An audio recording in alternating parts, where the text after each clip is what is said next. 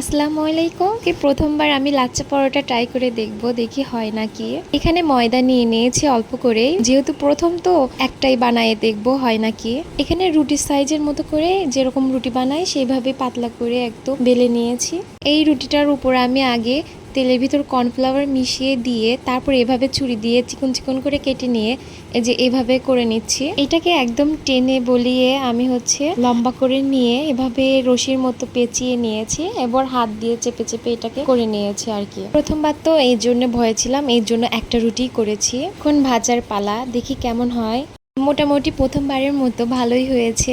দেখেন চারপাশে খুলে আসছে, অনেক সুন্দর হয়েছে। প্রত্যেকটা পার্টগুলো ভালোভাবে খুলে আসছে, আমার দেখেই অনেক ভালো লাগছে। খেতেও অনেক মজা ছিল সত্যি কথা বলতে। মোটামুটি পারফেক্টই হয়েছে, দেখেন কি সুন্দর করে খুলে আসছে। আমি অল্প অল্প করে তেল দিয়ে পরোটাকে ভেজে নিয়েছি। তো আজকে এই পর্যন্তই। আল্লাহ হাফিজ।